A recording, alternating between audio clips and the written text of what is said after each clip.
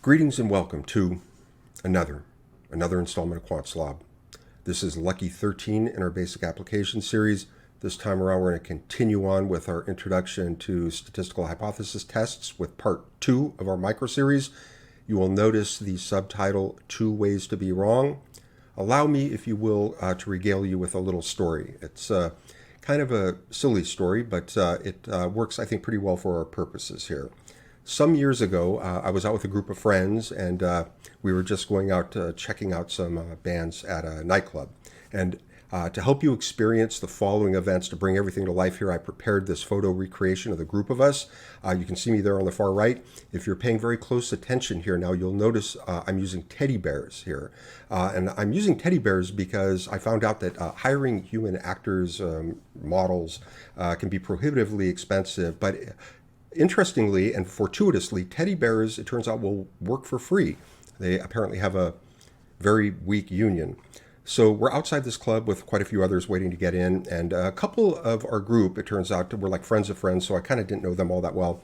As we're waiting to go in, some dude off in the distance kind of waves at me or waves in my direction, and so for reasons I will make clear, hopefully, at the end of this video, I do one of these, I wave back.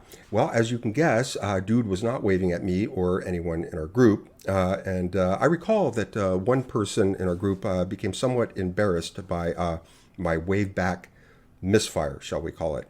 Interestingly, on that night, just so happens that a close friend who was with us explained why I waved back. So we're going to break everything down here, okay? If someone waves in our direction, they're either waving at us or they're waving at someone else.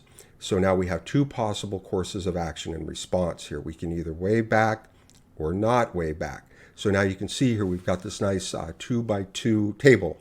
We can call this an error table, or sometimes it's called a confusion table.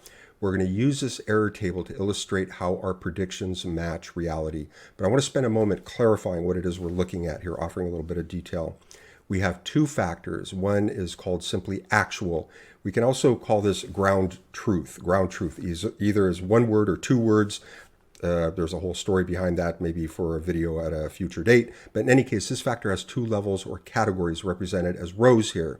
This factor defines underlying truth. The other factor is our prediction here. This factor also has two levels or categories. These are represented as columns here. This factor defines our prediction. So let's examine our space of possibilities. We have four possibilities here. If we wave back to someone who is waving at us, that would be a good match. Our prediction matched reality. If we ignore someone who is waving at somebody else, that too is a good match. However, if we wave at someone who is not waving at us, then that would be an error.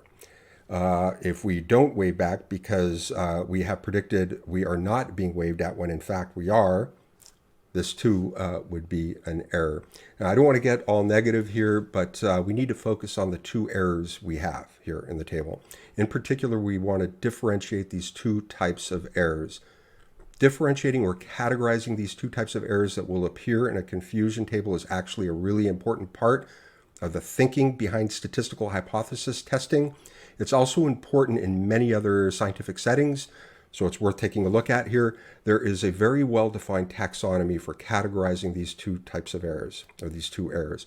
Classifying the two errors can sometimes be subjective, as we're going to see. We're going to look at the most direct way to classify these. We're going to look at the actual factor. We can think of each of these two statements or categories as being conjectures about reality. Whichever of these two we consider the default or the status quo or as being passive or requiring no response, we will call, in the language of statistical hypothesis testing, the null hypothesis here, the null hypothesis. We're going to look at many examples of null hypotheses later in our basic application series and beyond, but just as we said, there can be subjectivity or at least context dependency in identifying the null hypothesis in this way. So, for example, for a famous celebrity, when someone waves in their direction, they may likely be waving at them. They probably are. So that would be the default. But we're just going to go with our original null hypothesis here moving forward.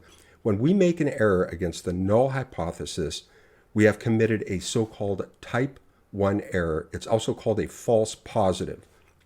False positive. False because we made an error. Positive because you can see here this error may have promoted unwarranted action, in this case, a wave back. By the way, there's another way to describe why it is we use the term false positive, but it involves slightly more complicated logic. Conversely, here now, when we make an error against the other hypothesis or the alternate hypothesis, we have committed a so-called type 2 error, which is also called a false negative. False negative. False, again, because we have made an error.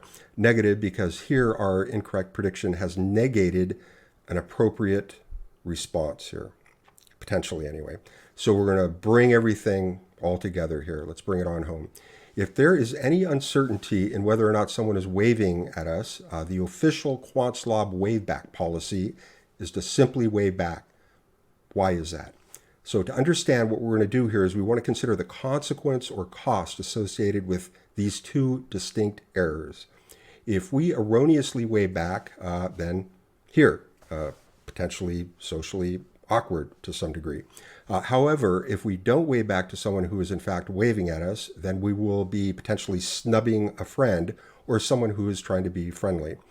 The quant-slob cost function assigned to each of these two types of errors is thus. Snubbing a friend, false negative, comes with a much greater cost than some small amount of personal social awkwardness, false positive. So says quant-slob. Make sure to check out the rest of this microseries. If it should please you, it would please me greatly. Subscribe, and that's it. That's going to do it this time around. Thank you very much for tuning in, and don't forget to stay tuned for more quant-slob.